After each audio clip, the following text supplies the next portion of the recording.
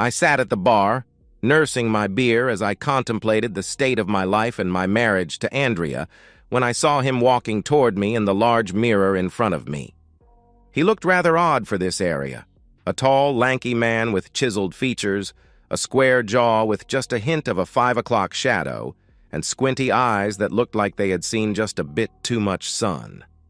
There was something about his facial features that seemed familiar somehow, but I just couldn't place it. He wore a pair of blue jeans, topped with a white shirt, a brown vest, and a floor-length duster. He wore a battered old Stetson along with a pair of cowboy boots. I could even hear the jingle of spurs as he walked. Who wears spurs these days? I asked myself. Overall, he looked like a character right out of an old Western.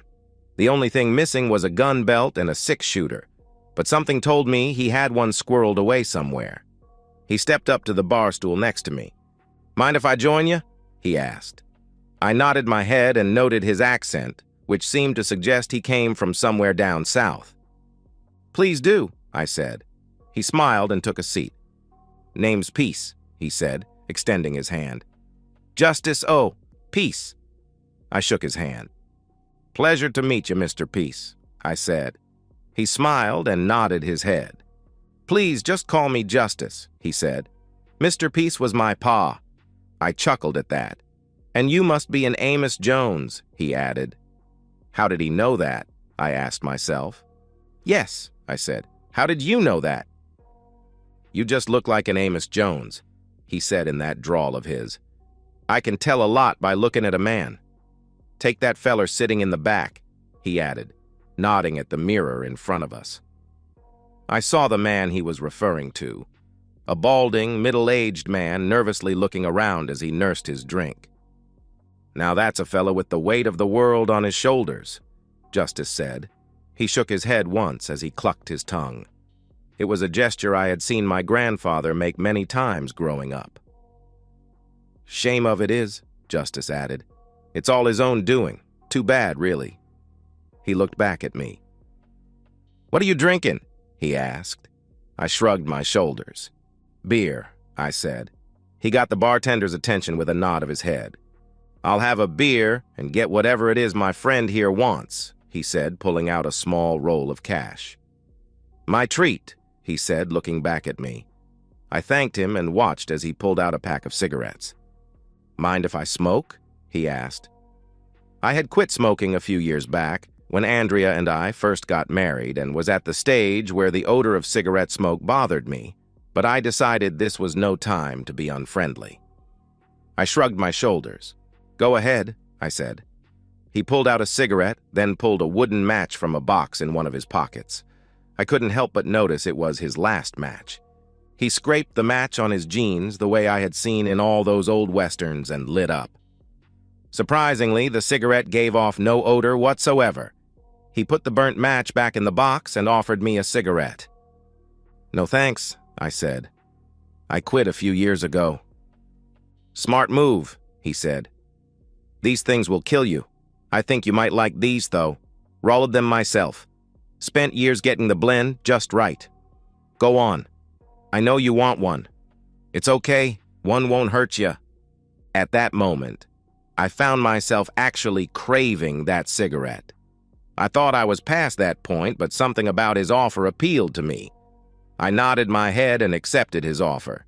He smiled as I put the cigarette in my mouth. "There you go," he said, opening his matchbox. I thought he had no more matches, but apparently I was wrong. He pulled out what seemed to be the same match and lit my cigarette. He blew out the match and put it back in the box. It was still the only one he had. How did he do that? I asked myself. I took a long drag off the cigarette and was surprised that I didn't start coughing.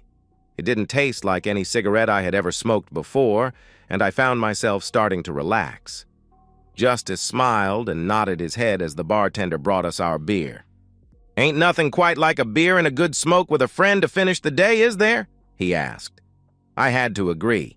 He lifted the beer and we clinked our glasses together. "To friendship," I said. He nodded his head. "Friendship," he repeated. "So, what do you do, Justice?" I asked. A little bit of this, a little bit of that, he said. I pretty much go where the wind takes me. Mostly, though, I help fellas who've been done wrong. Fellas like you, for example. What do you mean? I asked. Well, I know you work hard, and you're damn good at what you do, he said. I don't understand all that newfangled tech stuff you do, but I happen to know you're the best.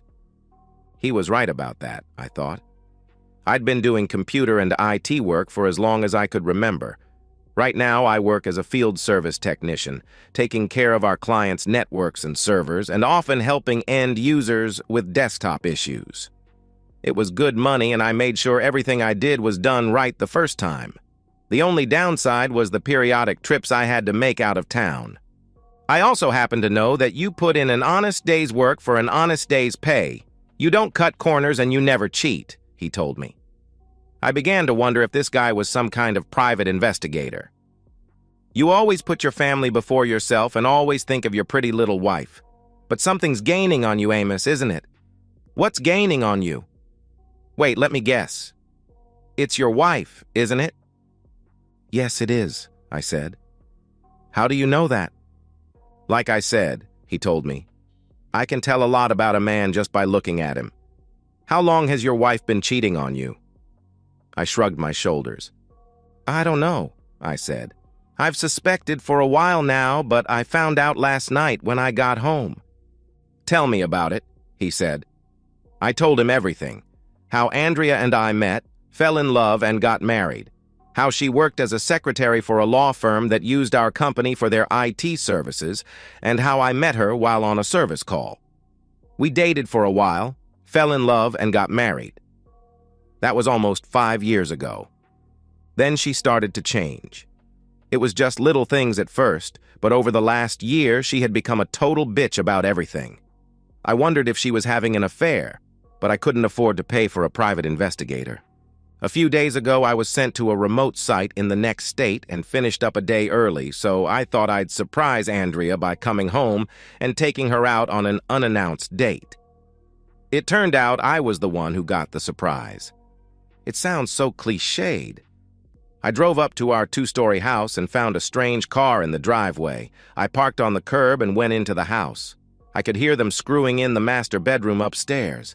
I went upstairs and saw her lying on her back, undressed, with a man I didn't recognize between her legs. He had just finished and was pulling away when I reached the bedroom door. I could see the evidence of what they had done, and it felt like a punch to the gut. He turned to look at me, and I recognized him. Roscoe Jennings, her boss at the law firm. He was a fairly powerful attorney and was well respected in the community. He was also much bigger than me in every respect, and I knew he could mop the floor with me in a fight. They laughed as I slowly made my way back downstairs. I sat on the couch and could hear them talking, but I couldn't make out what they were saying. They came downstairs after a few minutes. Roscoe grabbed his jacket and headed for the door. He stopped just before he left and looked at me. "Hope you don't mind, but I helped myself to a beer," he said, laughing. I said nothing in return. Andrea sat on the couch and looked at me. "What are you doing at home?" she asked. "You were supposed to be gone for another day at least." Wow, I thought. Not even a hint of remorse. "For starters, I live here. I got done a day early and thought I'd surprise you," I said.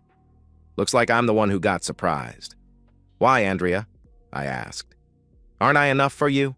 Don't I treat you with love and respect?" "Why?" she asked, laughing. "That's simple. He's got a 9-inch Johnson and he knows how to use it, that's why. And he's rich and powerful and available.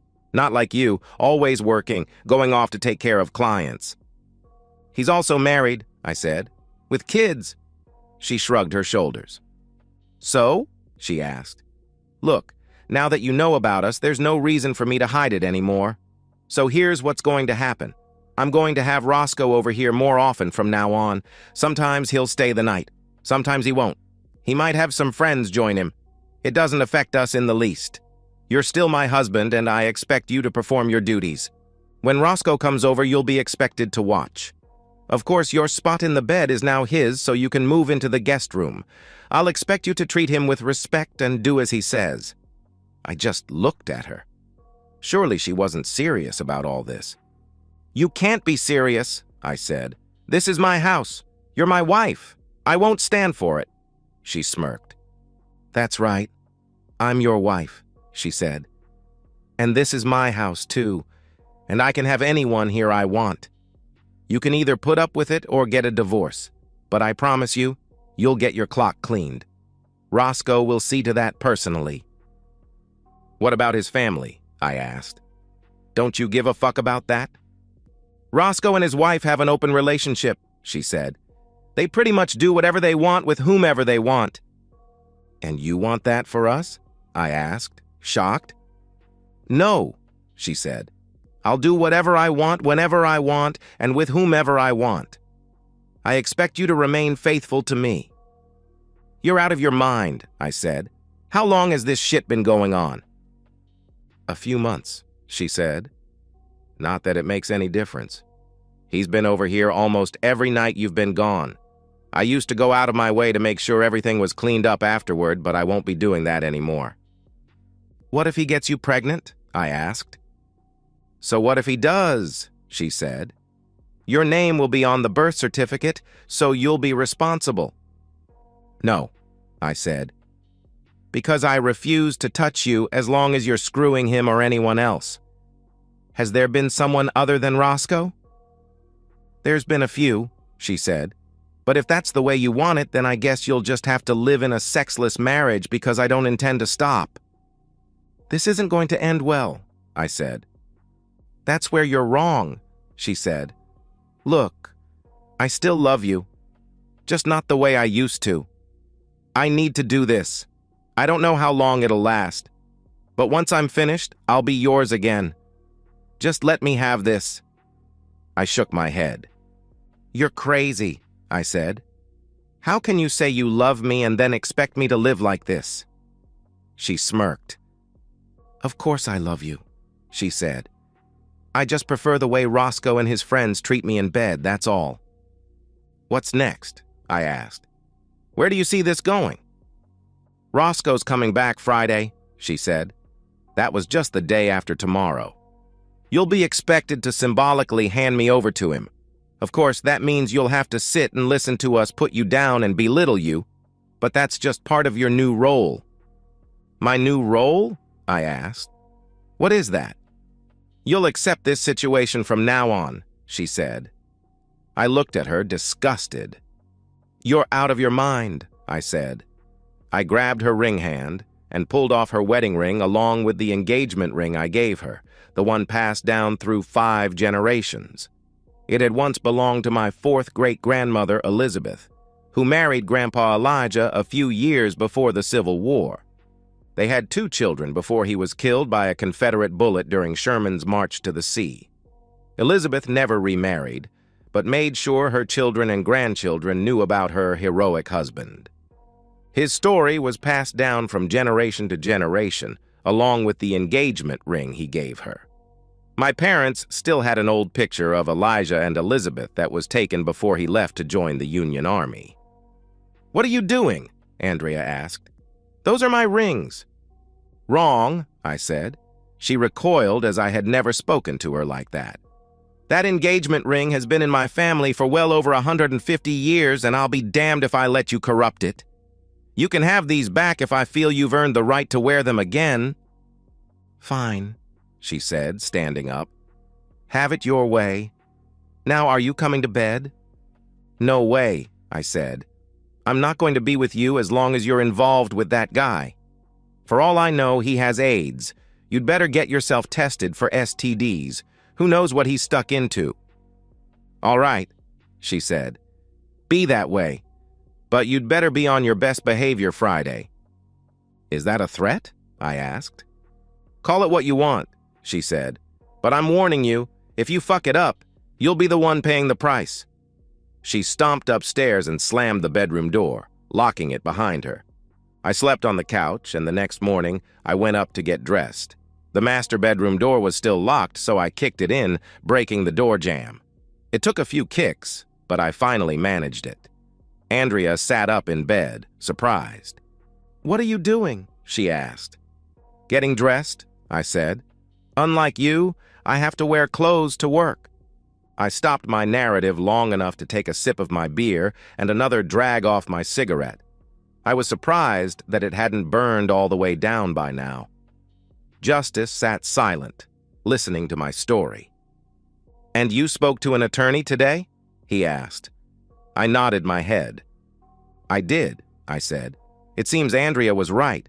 The way the laws are set up, I'd get screwed, royally. In fact, the lawyer said I'd be better off financially if I just went along with what she wanted. Can you believe that shit?" He shook his head. "So what are you gonna do?" he asked quietly. "I don't know, Justice," I said. "I've never been in this kind of situation before. Part of me wants to run, but another part of me wants to strangle them both. An old friend once said that no man in the wrong can ever stand up to a fella in the right that keeps on a-coming," Justice said. "What kind of man are you, Amos?"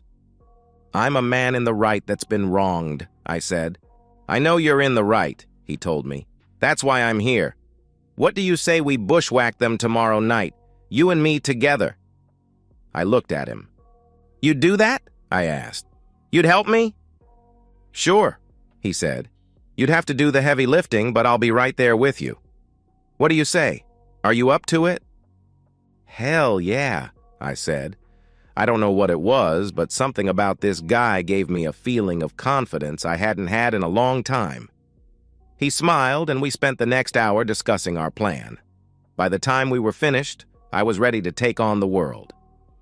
"I'll see you tomorrow night, partner," he said as he got up. I watched him leave, and I felt better than I had in a long time. I put my jacket on and headed home. Sure enough, Andrea was home when I got there, and she wasn't very happy. "Where have you been?" she yelled when I walked in. "What do you care?" I asked. "You've been drinking," she said when she got close to me. "Yeah, so what?" I asked. "At least I haven't been out chasing unfaithful women." "I've been worried about you," she said. "I thought you'd go and do something stupid. I know you saw an attorney today. So, are you and your so-called friend having me followed now?" I asked. "What if I am?" she asked. "And yes, I know you were down at that bar, drinking, talking to yourself the last couple hours." Talking to myself? If she was having me watched, surely whoever was watching would have seen me with Justice. I knew the bartender saw him. Hell, he even served him a beer and took his money. "I have a lot on my mind," I said. "Tonight's the last night you can have me exclusively," she said. "So, are you going to come upstairs or what?" "No," I said. "I told you. There's no way I'm being intimate with you while you're involved with Roscoe." "Have it your way," she said before heading upstairs. Damn her, I thought. Damn her and the horse she rode in on. I put my hand in my jacket pocket and felt something. I pulled it out. It was one of Justice's cigarettes, along with a fresh match. How did that get there? I asked myself. Fuck it, I thought. I grabbed a beer and walked out to the back porch. I opened the beer, put the cigarette in my mouth, and scratched the match over my jeans the way Justice did. To my surprise, the match lit right up. I took a long drag off the cigarette, savoring the flavor. I began to relax as I sat down on the porch swing I installed last summer. The next thing I knew, Andrea was standing on the porch looking down at me. "When did you start smoking again?" she asked. "Tonight," I said. "What's it to you?" "You mean to tell me you'd rather sit out here and smoke than be intimate with your wife?" she asked angrily. I looked at her and was instantly disgusted with what I saw. The once beautiful face I knew so well had morphed into something sickening and ugly. Was that the result of the cigarette, I wondered? "I don't have a wife," I said. "Not anymore. She's dead to me." Stunned by my words, Andrea sat on the porch swing and reached out to me, but I moved away, disgusted by her very presence. "Please don't say that, Amos," she said. "I'm still your wife." Please come to bed with me." I shook my head. "My wife would never have taken up with that scum-sucking maggot," I said. "She would have told him to go buzz himself. But you didn't, did you? No. You spread your legs for him and let him do whatever he and his buddies wanted. And now you expect me to be okay with it? No, you're not my wife. Just someone who lives in the same house as me. You make me sick to my stomach. Now go away before I throw up." "Oh my God," she said, tears falling down her cheeks. "You really do hate me, don't you?" "You just now figuring that out?" I asked. "What did you think I was going to do when you hit me up with your bullshit yesterday? Celebrate? Maybe get up and do a fucking dance? You have one chance to make this all go away right now. It's up to you. It's either me and our marriage or Roscoe Dickwad. What'll it be?" This was something Justice and I had worked out earlier. He suggested I give her one last chance to end it with Roscoe, primarily for my own conscience. If she accepted, Justice said he could take care of the details. I'm not sure how he could do that sort of turning back time and erasing my memories, but I trusted him. In reality, though, neither one of us realistically believed she would jump on the opportunity. For a moment, her face appeared to soften, and she looked like the woman I had fallen in love with and married. I thought she was going to take the opportunity I had presented her. "What do I have to do?" she asked. "Call Shithead right now and end it," I said. "Then tell him you quit. You're a good secretary, you can find work pretty much anywhere." She pulled out her cell phone and called him, putting the call on speaker. "Hey, baby," Roscoe said when he answered. "We still on for tomorrow night?" She said nothing for a few seconds, but as she looked up at me, I saw her face change again and knew the woman was back. She smiled, but her smile held no warmth. "Yeah, we're still on," she said with an evil smirk. "Good," Roscoe said. "How's the husband taking it?" "Not good," she said. "But he'll get over it," Roscoe laughed. "Maybe I'd better bring some of the boys along just to keep him in line," he said. Andrea chuckled. "Yeah, do that," she said. "All right, see you tomorrow evening," he said before hanging up. She sneered as she looked back at me. "You're in for a hot time tomorrow night," she said, "and you better be on your best behavior." I nodded my head. I knew what lay ahead, and my conscience was now clear. I had given her one final chance, and she crapped all over it. I blew a cloud of smoke in her face. Her reaction reminded me of those old vampire movies where the evil creature gets exposed to sunlight. "So," she said after she composed herself, "you want me for one last night? This is it. After tonight, you won't get any of this ever again." I shook my head. "I already told you I'm not touching you as long as you're with him," I said. "In fact, if you were on fire, I wouldn't piss on you to put it out." She shrugged her shoulders. "Have it your way," she said, going back inside. I slept in the guest room, putting a chair against the door to keep her out. I woke up early the next day, got dressed, and left for work without saying a word to my wife. It seemed like the day just dragged, but it finally came to an end. I knew what was going to happen tonight, and I wasn't looking forward to it at all. I got home, put my briefcase in my home office, and grabbed a beer. Andrea was making dinner, but I had no desire to eat anything she fixed. "You might as well eat something," she said. "You're going to need your strength tonight. Roscoe and the boys will be here in an hour or so." I grabbed a beer from the fridge and looked at what she had made. "I'm not hungry," I said. "Besides, how do I know you haven't poisoned my dinner?" "Come on, Amos," she said. "You think I'd do that to you?" "Hell yes," I said. I put my hand in my jacket and found another cigarette and a match. "I'm going on the porch for a smoke," I added before I left. She followed me outside. "I don't like that you're smoking again," she said. I lit the cigarette and took a long drag. "I frankly don't give a shit on what you like or don't like anymore," I said. "I don't like that you're fucking around on me, but I don't have a say in that, do I?" She stood defiant for a moment, then shook her head and went back inside.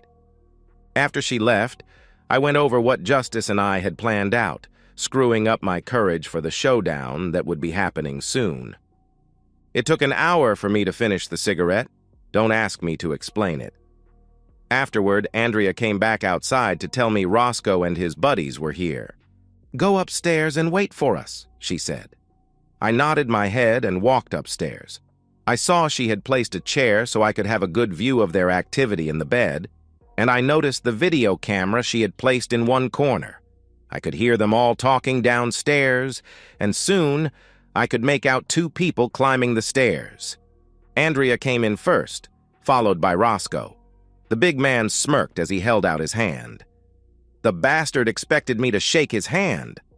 After he realized I wasn't going to shake it, he nodded his head and kissed Andrea deeply. "Well," he said, looking back at me, "you ready to get the show on the road?" "What? Is this where I'm supposed to act all dejected and suck you off or something?" I asked. They laughed. "Well, if that's what you want," Andrea said. "No, it's not what I want. But what I want doesn't matter, does it?" I asked. "I'm detecting a bit of hostility," Roscoe said. "Maybe the boys ought to come up and give you an attitude adjustment." "What, you too chicken to do your own dirty work?" I asked. "Let me make this simple so even a moron like you can understand." I could tell he was getting angry. Good, I thought. I pulled off my wedding ring and crammed it in his shirt pocket. Both he and Andrea looked at me, shocked. This wasn't the reaction they had expected. "You want the slimy wife?" I asked Roscoe. "You can have the slimy wife.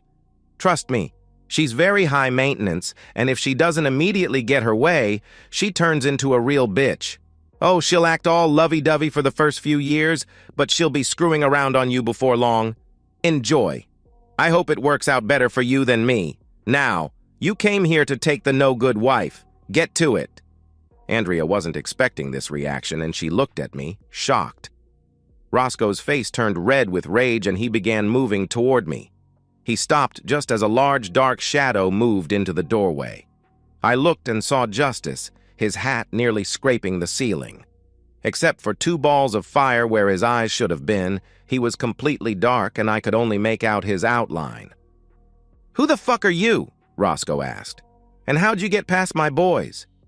"My name is Justice," the tall, shadowy man boomed. "And I'm taking you in."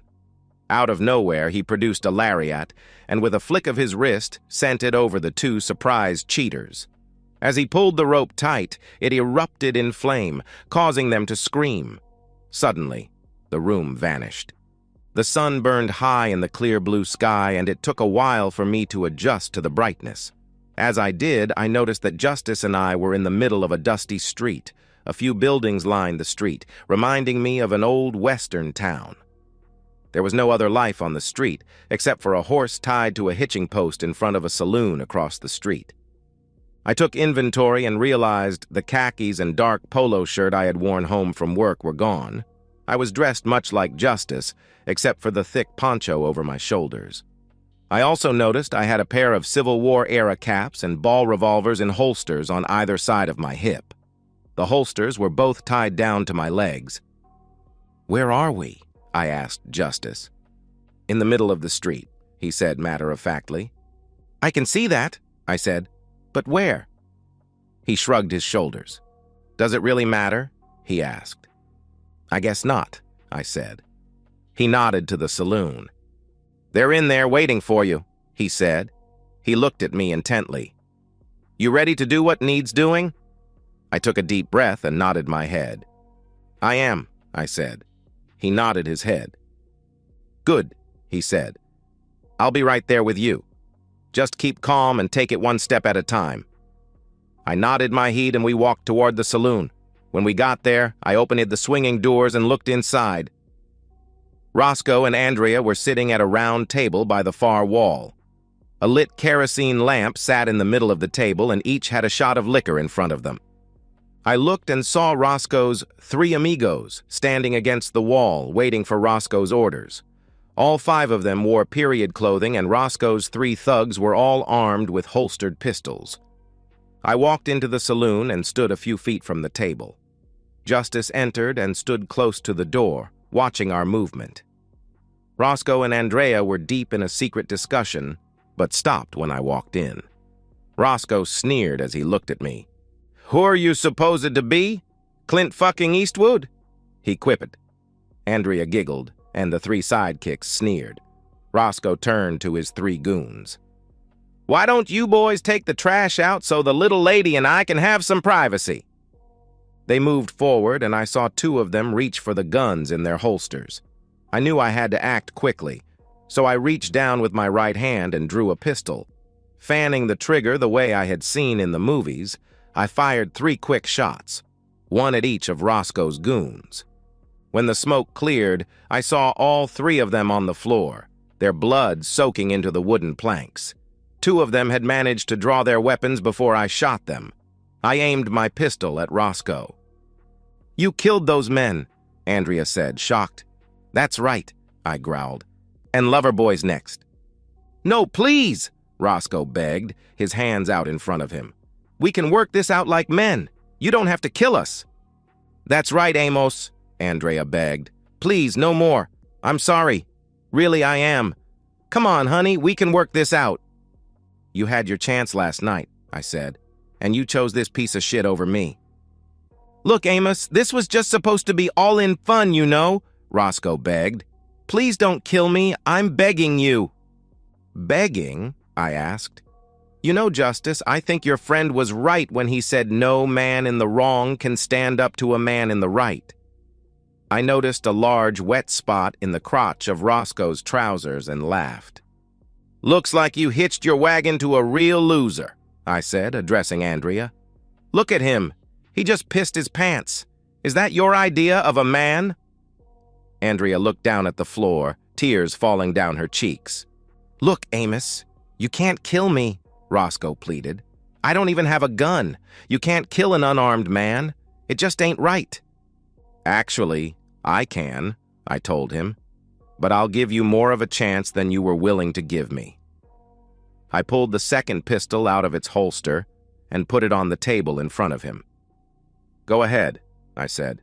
"Pick it up." He looked at me, then at the pistol. "What?" he asked, standing halfway up. "I said, fill your hand!" I yelled. Did I really just say that? I asked myself. I remembered the line from an old movie, and it just seemed right somehow. Roscoe looked at the pistol, then slowly picked it up. "That's right," I said. "Now pull the hammer back. All the way back." He struggled with the weapon, and finally got the hammer all the way back.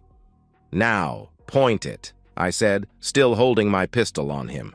By now, though, I had cocked the hammer back and was ready to fire. As I watched, he lifted the pistol, his hand shaking. When the time was right, I pulled the trigger. Then I cocked the hammer and pulled the trigger 2 more times in rapid succession. The first 2 rounds hit him square in the chest, and the third went right between his eyes, blowing off the back part of his cranium. His eyes opened wide in shock from the first 2 bullets. His body slammed against the wall behind him. After a second, he fell on the edge of the table, flipping the tabletop the way I had seen in so many movies. When the tabletop flipped up, the kerosene lantern overturned, spilling the flammable liquid on the table and onto Andrea's dress. The flame from the wick ignited the kerosene, which in turn caught Andrea's dress on fire. Trapped under the edge of the heavy tabletop, she began screaming as the flames engulfed her. "Amos!" she screamed. "Help me! It burns! Please!" A few seconds later, she, Roscoe, and his 3 goons disappeared in a puff of smoke. I picked up the pistol I had given Roscoe and placed them both back in their holsters. I had to clench my fist to keep from shaking. I had never killed a man before in my life, yet I had just killed 4 men and watched as Andrea burned. I turned to Justice, who had a look of grim determination on his face. "Where did they go?" I asked. "Someplace really warm," he said. "Are they really dead?" I asked him. He nodded his head. "Yes," he said. "You do know it was either them or you. You had no choice. Is this the first time you ever killed a man?" I nodded my head. "Yeah," I said. "You ever kill anyone?" I asked him. He got a strange, faraway look in his eye. More than I care to remember, he said. But like you just now, I had no choice. It was either kill or be killed. You know, if you had hesitated, they would have killed you. Deep down, I knew he was right. The worst thing you can do right now is agonize over it or try to second-guess yourself. Just go on with your life. It'll get better with time. Trust me, he said, patting me on the shoulder. We walked outside and ended up next to the horse tied up at the hitching post. "Oh, before I forget," he said, "I have something to give you." He reached into a saddlebag and pulled out a small rectangular metal case and handed it to me. I looked at the tarnished case and saw the initials, EJ, engraved on the front. Turning it over, I saw an inscription that read, "To my dearest Elijah, may God keep you safe and bring you back to your one true love. Your loving wife, Elizabeth." "Where did you get this?" I asked. "Your grandpa Elijah gave that to me just before he died," Justice said, not looking at me. "How could that be?" I asked myself. "Elijah Jones died in the latter part of the Civil War, over 150 years ago." I looked at the back of Justice's head, and it suddenly came to me. I knew who this man really was. "He'd be mighty proud if you kept that for him," Justice said, wiping a tear from his eye. "I will, Grandpa," I said without thinking. "Thanks for trusting me." Justice turned to me, a small smile on his face. "Did something like this happen to you and Grandma Elizabeth?" I asked. He nodded his head. "Yeah," he said, "a long time ago, in a little place very much like this. Some rustlers thought they could steal my pa's cattle and take my wife. I had to teach them the same lesson you taught them boys a while back. That was the first time I ever killed a man. Took a while to get over it. Lizzie made it out okay, though. We went back east, and I joined the army shortly afterward. You know the rest." "So, what happened?" I asked. "How did you become Justice?" "That's a long story, partner," he said. "I'll tell you about it one day, I promise." "Will I ever see you again?" I asked. He nodded his head. "Count on it, son," he said. "After the way you handled those fellas, I got no choice but to deputize you. Besides, you owe me a beer," he added with a smile. "Yes, sir," I told him, smiling. He extended his hand and I shook it. As we shook hands, he wrapped his other arm around me and hugged me. "I love you, son," he whispered, "and I'm damned proud of you." "I love you too, Grandpa," I said, my eyes watering. He stepped back and got up on his horse. "Tell Grandma Elizabeth I said hello," I told him. He looked down at me and smiled. "You just did," he said, "and she says to tell you hello right back." He smiled, winked, then touched the brim of his hat. "See you around, son," he said as he spurred his horse forward. I watched as he rode down the dusty road and disappeared from sight. The next thing I knew, I was back in my living room, my head reeling. I looked at myself and saw I was wearing my work clothes instead of the old Western outfit I had just a few minutes ago. I felt something in my pocket and pulled it out. It was the old cigarette case Justice, or rather, my grandpa Elijah just gave me. I opened it and saw one side was packed with his hand-rolled cigarettes, and a picture was on the other side. I looked at the picture and saw it was one of Elijah and Elizabeth. As I studied the photo carefully, I could clearly see the resemblance between Elijah and Justice. There was no question in my mind who Justice really was. I turned the photo over and saw a brief inscription scribbled on the back. "To Amos, all our love, Grandpa Elijah and Grandma Elizabeth." I put the photo back, stunned. How would I explain this to my parents? I realized the truth was I couldn't say anything about any of this to anyone. For starters, no one would believe me. I realized I hadn't eaten in hours, and I was starving. Going in the kitchen, I looked at the cold meatloaf Andrea had made and tossed it down the garbage disposal. I pulled out a couple of pieces of cold leftover pizza and tossed them in the microwave. After I ate, I began packing up all of Andrea's things. By the time I was done, it was late, and I was exhausted. I slept fitfully, dreaming of men in blue and gray uniforms killing each other.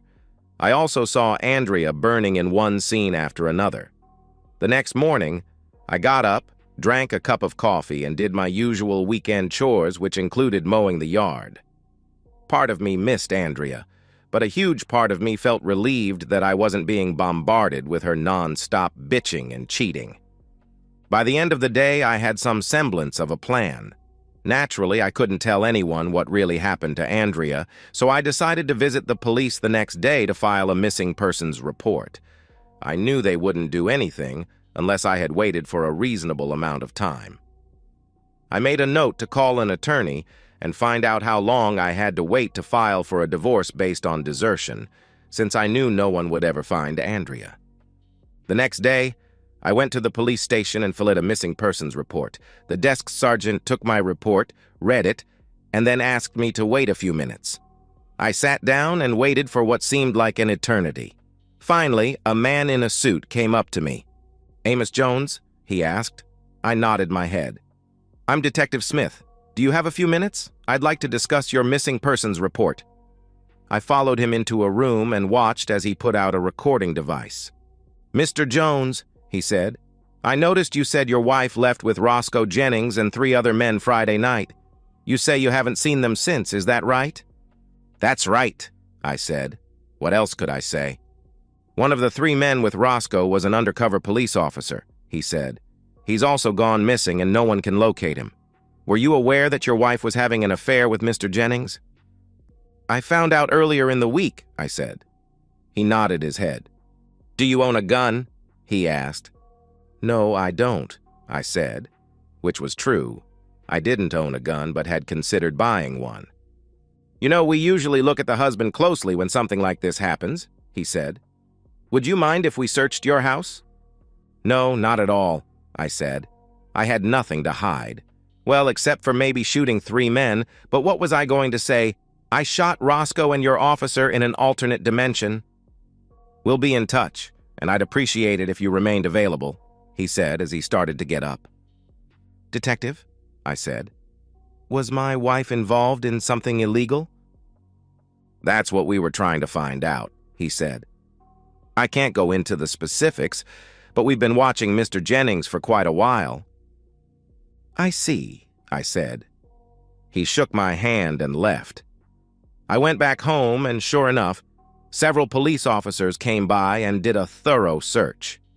They found nothing except for my wedding ring, which had rolled under my bed somehow. After they left, I put the bags holding Andrea's things in my car and drove to her parents' house. I told them about her cheating and informed them that she had left with her lover Friday night and hadn't returned.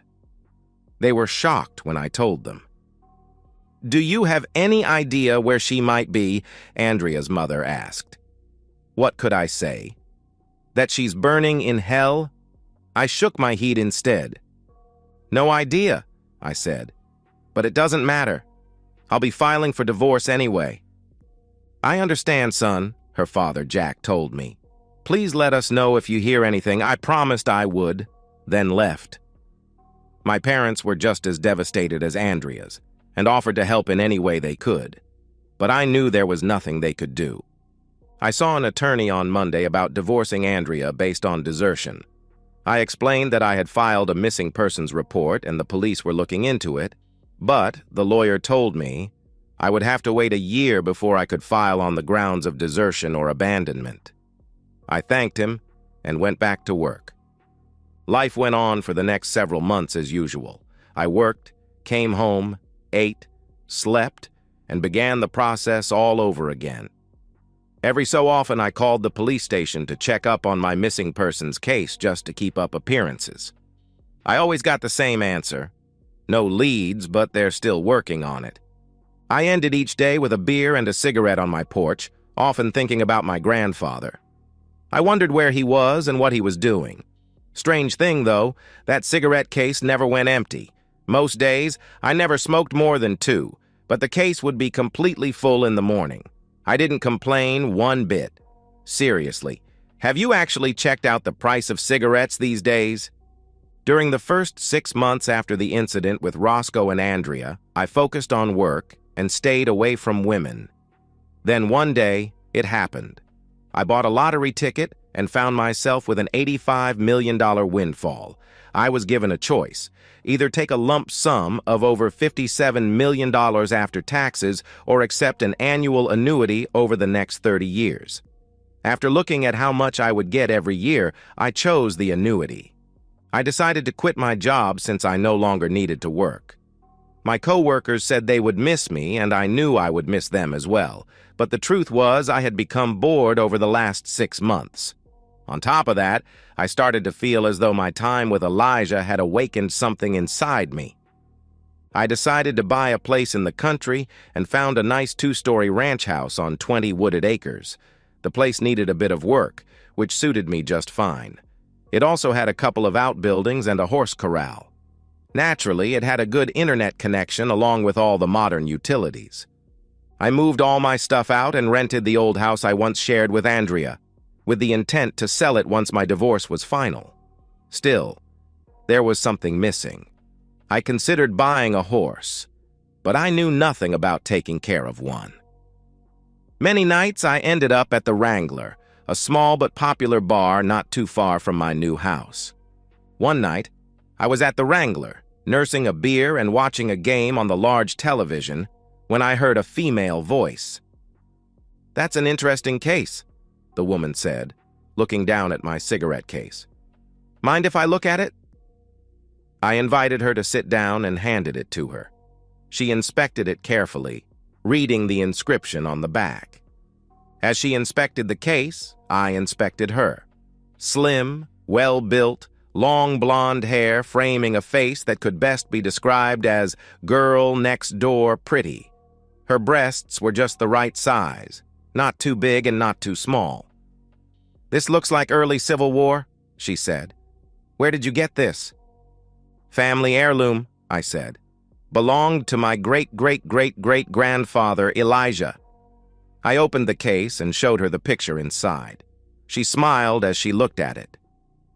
"They look like they really loved each other," she said. I nodded my head. "They did," I said. "This ought to be in a museum somewhere," she said. I shook my head.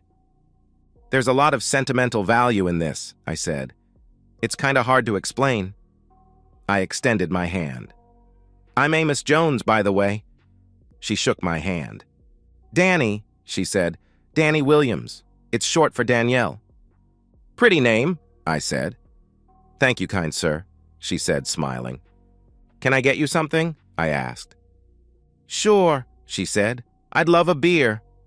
I motioned for the waitress and ordered us each a beer. "Mind if I smoke?" I asked her, opening the case. She shook her head. "Not at all," she said. "Would you mind sharing one with me?" I smiled and offered her a cigarette. I pulled out a match and scratched it along my jeans. I held it as she lit her cigarette. "Impressive," she said as I lit my cigarette. I smiled as I blew out the match and put it back in its box. "What kind of cigarettes are these anyway? I've never tasted anything like them." "Special blend," I said. "Hand-rolled. You like?" "Absolutely," she said. I smiled. "You know, there's nothing quite like a smoke and a beer with a friend to end the day," I said. Lifting her beer, she smiled. I joined her in a little toast, and we spent the evening getting to know each other. It turned out Danny was a lawyer with a large firm in the city and often spent her weekends at her parents' ranch, taking care of her horses. "I've been thinking about buying a horse," I said. "That's right," she said. "You just bought the old Ackerman place. You know anything about horses?" I shook my head. "Nothing whatsoever," I told her. "But I'm a fast learner," she laughed. "Well, you know, horses require a lot of care," she said. "On average, you'd probably need to devote about 4 hours a day. But if you're serious, I have a horse I've been wanting to sell, and I'd be more than happy to help you learn." "That sounds great," I said. "So, is there a Mr. Danny somewhere?" She shook her head. "Not anymore," she said. She told me about her divorce from her ex-husband, who turned out to be a drunken cheat and an abuser. I listened to her tell her story and could see that it had affected her considerably. "What about you?" she asked. "Almost the same thing," I said. "Caught her cheating on me. She wanted me to be her cuckold, but I wouldn't have it. She's gone now, with her lover. Haven't seen her in well over 6 months. I'll be filing for divorce in a few months for abandonment." "I'm sorry to hear that," she said. We spent the rest of the evening talking, sipping beer, and dancing. She felt so good in my arms, and I felt more content than I had in months. Finally, the bar was closing, so we had to leave. "Why don't you come by in the morning and I'll introduce you to Ringo?" she asked. "Ringo?" I asked in response. "The horse. Silly," she said. "It's a date," I said. She gave me directions to her parents' place, along with her cell number. "See you in the morning," I said before she left. The next day, she introduced me to her parents, Bill and Kathy Williams. Bill was a huge man, and he nearly crushed my hand when he shook it. "So, you're the fella who bought the old Ackerman place, right?" he asked. I nodded my head. "Good people, the Ackermans," he added. "Well, I gotta go take care of some fencing. Nice to meet you, Amos." "Good to meet you, sir," I said. Danny took me out to the corral and introduced me to Ringo, a very large reddish-brown horse. I don't know what kind of a horse he was, but I was impressed by his size. Danny told me he was a very gentle animal and liked lots of attention. She showed me how to put a saddle and a bridle on him, then taught me how to ride him. I felt like I was on top of the world riding this creature. I followed Danny's instructions and was amazed at how well Ringo responded to my commands. We rode around the ranch for a couple of hours before Danny led us back to the corral, where she showed me how to groom, feed, and water him. "What do you think?" Danny asked when we left the corral. "I'm very impressed," I said. "How much do you want for him?" "Let's talk money in a few weeks," she said. "I'd prefer it if you spent time here learning how to care for him and ride him first. I just want to make sure he has a good home. Can you do that?" "Sure," I said. "Good," she said. "I'll let my dad know so he doesn't shoot you for rustling," she added, laughing. I walked her to the door and she turned to me before going inside. "I had a really good time with you this weekend," she said. "I have to leave tonight to get back to the city, but I'll be back Friday night." "Would you like to go out with me next Friday?" I asked. She smiled and kissed me on the cheek. "I'd love that," she said. "Now be good to Ringo. He's still my baby, you know." "I will," I promised, and that began the next chapter in my life. I came over every morning to take care of Ringo. Bill and the ranch hands showed me a few more tricks, and over time, we all became good friends. I enjoyed the time I spent there and began to feel a connection with the animals. I also found myself thinking less and less about Andrea. Danny came home every Friday and we dated for several weeks. On Friday, she showed up at my door, suitcase in hand. "Would you mind an overnight guest?" she asked. "Please, come in," I said. We went out for dinner and ended up in my bed. It had been a long time since I had been with a woman, and Danny said it had been a long time for her as well. That first night, we were completely consumed by passion. At one point, she took control, and I responded with intense energy, like a wild bronco. Afterward, we lay in each other's arms. She got up on one elbow and looked me in the eye. "Just so you know," she said, "I'm strictly a one-man woman and I absolutely detest cheaters. Can you handle that?" "Absolutely," I said. "And I'm strictly a one-woman man and I don't tolerate cheating of any kind." She kissed me deeply, her tongue invading my mouth. When she finished, she looked at me. "Good," she said, "because I think I'm falling in love with you." "I'm glad," I told her, "because I know I'm falling in love with you." We embraced one more time and made love before falling asleep. Dad says he's really impressed with the way you've been taking care of Ringo, she told me the next day as we drove to her parents' ranch. I enjoy it, I said. He's a beautiful animal. So, you still want to buy him? She asked.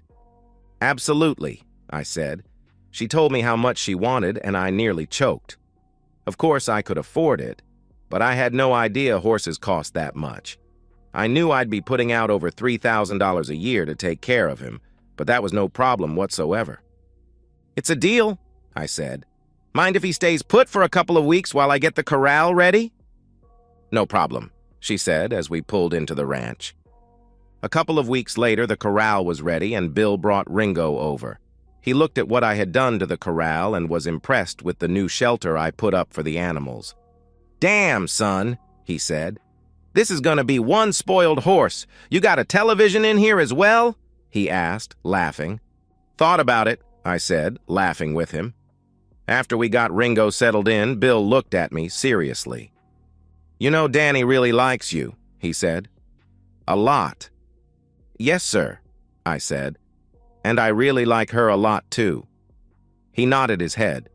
He looked at me before speaking. I know you do, he said. I just want you to know that she's still my baby girl, and I'll do whatever it takes to protect her. Her last husband was a real bastard, and it was all I could do to keep from skinning him alive. Just promise me something. What's that? I asked. Treat her right, he said. Don't ever make my little girl cry. You do that, and you'll always be welcome in my house. I promise, Mr. Williams, I said, extending my hand. He took my hand and smiled as he shook it. I'm gonna hold you to that, son, he said. Well, I'd best be off. Talk to you soon. Danny and I continued to see each other over the next few months. In that time, our love for each other grew and blossomed into something special. We talked about everything, our hopes and dreams for the future, children, you name it. Like me, she wanted children and often talked about being able to retire to the country. She wisely never mentioned marriage, but I could tell it was on her mind. A year after the incident with Roscoe and Andrea, I contacted my lawyer. He still had the paperwork ready to file. I had spent the last year making sure I had jumped through all the legal hoops. Naturally, the authorities never found Andrea. I knew they wouldn't, and it was now considered a cold case. My lawyer told me I would be a free man in 30 days. I pulled out Grandma Elizabeth's ring and made plans to have it cleaned and sized for Danny. I intended to propose to her the weekend after the divorce became final. Life was definitely looking good. And so, we've reached the end of today's story. Was it what you expected, or did it take a twist you didn't see coming? I'm curious to hear your thoughts. Share them in the comments below, and let's get a conversation going. If this story kept you hooked, make sure to hit that like button. And if you're new here or just haven't subscribed yet, now's the perfect time to join our community. I bring you fresh, captivating stories every day, so click that subscribe button and turn on notifications so you never miss out. Thanks for watching, and I'll see you in the next one.